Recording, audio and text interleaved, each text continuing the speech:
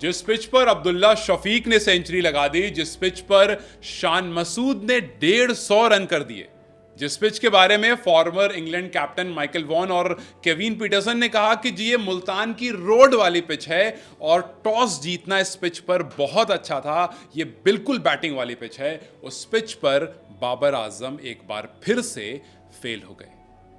हम सबको पता है कि पाकिस्तान के फैंस खुश जरूर होंगे, अच्छी बल्लेबाजी हुई है, उनके कप्तान ने 150 रन किए हैं, उनके अब्दुल्ला शफीक ने सेंचुरी लगाई है, लेकिन इसके साथ साथ अफसोस इस बात का भी होगा कि यार आज भी बाबर आजम नहीं चले। मतलब आपकी सेकंड विकेट की जो पार्टनरशिप रही वो 250 से ज्यादा रन की हुई और बाबर आजम हर बार की तरह उनको शुरुआत मिली लेकिन उसको वो कन्वर्ट नहीं कर पाए। 30 के स्कोर पर वो आउट हो गए। और वहीं जब आप मतलब आज का दिन बिल्कुल दो तरह का था। एक तरफ आप देखेंगे आपको लगेगा यार बिल्कुल बैटिंग फ्रेंडली पिच है, अच्छे से बॉल बैट पर आ रही है, अब्दुल्ला शफीक, शान मसूद एक लेवल सेट कर रहे हैं, एक एक्साइटमेंट पाकिस्तान क्रिकेट में डाल रहे हैं कि यार पिछले कुछ टाइम से जो डिप डाउन चल रहा था उसको हम दोबारा ऊपर लेकर आ रहे हैं। क्योंकि आपको याद होना चाहिए इससे पहले जब इंग्लैंड पाकिस्तान आई थी और रावलपिंडी में उन्होंने मैच खेला था तो पहले दिन में 500 से ऊपर स्कोर लगा दिया था और वहीं पर शुरुआत हुई थी बेसबॉल की। और बेसबॉल के बारे हमने सुना कि यार बहुत तेज खेलते हैं, कुछ नया तरीका है, ब्रैंडन मैकलम कुछ नया लेकर आए हैं और वो ब्रांड ऑफ क्रिकेट जब हमने देखी तो पाकिस्तान ही नहीं बल्कि पूरी क्रिकेटिंग नेशन उसकी तारीफ भी कर रही थी और थोड़ा सा खौफ भी खाई हुई थी। लेकिन आज पाकिस्तान के इंटेंट देख करके काफ़ी अच्छा लगा। पाकिस्तान के इंटेंट बिल्कुल अलग थी और जो कुछ दिसंबर 1 2022 में हुआ था जब 500 से ज़्यादा रन लगे थे, कुछ उसकी झलक देखने को मिली।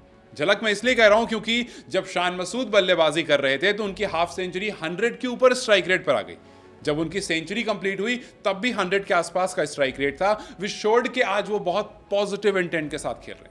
उनके साथ अब्दुल्ला शफीक भी काफ़ी पॉजिटिव दिख रहे थे। जब उन्होंने अपनी हाफ सेंचुरी कंप्लीट की तब भी 6 लगाया, जब उन्होंने अपनी सेंचुरी कंप्लीट की तब भी 6 लगाया और इसी इंटेंट की वजह से आज 86 ओवर जो पाकिस्तान ने खेले उसमें 328 रन बना दिए 4 विकेट के नुकसान पर।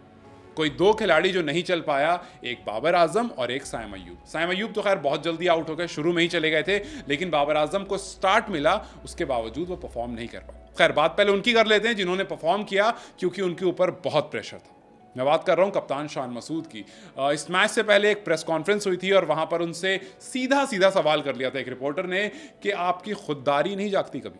कभी आपको ये नहीं लगता कि यार मेरी टीम परफॉर्म नहीं कर रही है, ऐसा करता हूं रिटायरमेंट ले लेता हूं, या ऐसा करता हूं कप्तानी से इस्तीफा दे देता हूं? वहां पर शान थोड़ा सा मुस्कुराए जरूर थे, बुरा जरूर लगा होगा कि आपको एक जर्नलिस्ट सामने से सवाल कर रहा है कि आप छोड़ क्यों नहीं देते हो।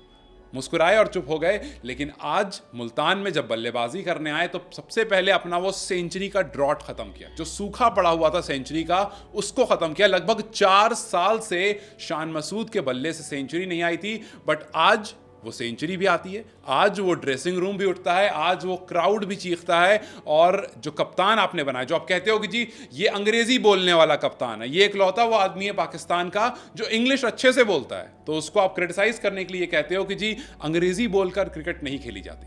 क्रिकेट खेली जाती है बल्ले से और अगर आपका बल्ला बोलेगा तब ठीक है। और आज उस शान मसूद का बल्ला खूब बोला, 5th टेस्ट 100 और पहला 100 एज अ कैप्टन। और दूसरी बार ऐसा हुआ कि उन्होंने 150 का स्कोर टच किया।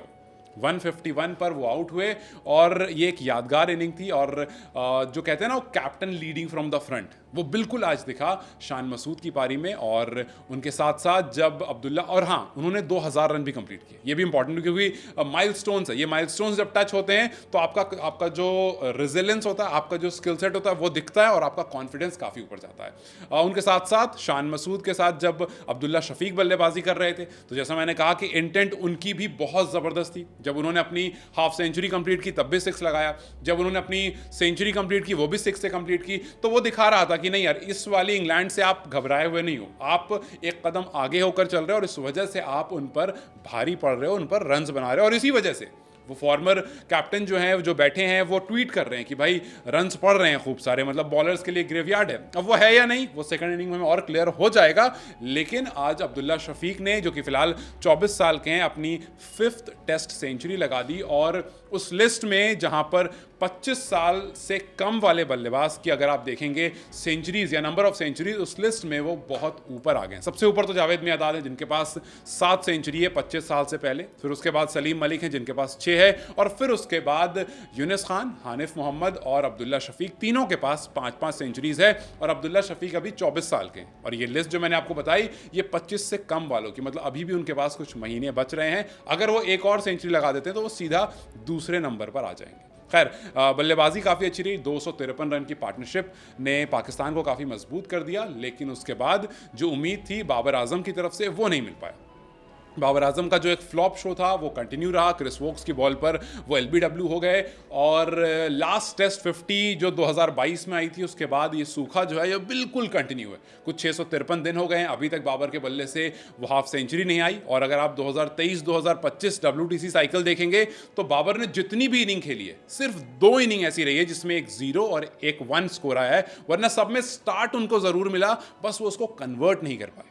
आज भी 71 बॉल खेल ली थी, 30 रन लगा दिए थे, लेकिन LBW हो गए। तो ये सूखा कंटिन्यू है और बाबर के फैंस अभी भी इंतजार कर रहे हैं। हर बार जब बाबर डबल डिजिट पर पहुंचते हैं, जब 11, 12, 13, 20, 30, 40 फॉर द मैटर 41 लगा चुके हैं वो हाईएस्ट अब तक, वहां तक पहुंचते हैं तो लोग को लगता है कि यार आज वो दिन होगा, मतलब आज वो दिन होगा जब बाबर 50 टच करेंगे, जब बाबर 100 टच करेंगे, जब वो दोबारा से बाबर बैट उठाएंगे और वाइट में चमकते हुए दिखेंगे। लेकिन वो दिन नहीं आ रहा है, 2 साल से ज़्यादा का टाइम हो गया है। खैर, देखते हैं अब कब वो दिन आता है, देखते हैं कि आखिर बाबर आजम दूसरे इनिंग में कुछ परफॉर्म करते हैं या फिर उससे आगे क्या कुछ परफॉर्मेंस आती है। खैर, अभी के लिए पाकिस्तान मजबूत स्थिति कह सकते हैं, और अगर 150 रन और ऐड कर देता है तो 500 तक जा सकता है स्कोर। साउथ शकील बल्लेबाजी कर रहे हैं 35 पर, नसीम शाह को ऊपर भेज दिया गया था, कुछ बैट्समैन अभी भी बाकी हैं, तो उम्मीद लगाई जा सकती है कि जिस तरह से आज पिच खेल रही थी उसके हिसाब से कि 150 रन और ऐड किए जा सकते हैं। तो खैर, ये तो कल ही पता चलेगा कि और कितने स्कोर होता है। फिलहाल 328 पर 4 है पाकिस्तान, डे 1 स्टंप हो चुका है। लेकिन जाते जाते मेरा आपसे ये सवाल कि क्या आपको लगता है कि पाकिस्तान दूसरे दिन इस 328 को 500 तक पहुंचा पाएगा, या फिर अर्ली कोलैप्स हमें पहले सेशन में देखने को मिलेगा? आपको क्या लगता है मुझे कमेंट सेक्शन में जरूर बताएं। वीडियो अगर पसंद आई हो तो इसे लाइक और शेयर जरूर करें।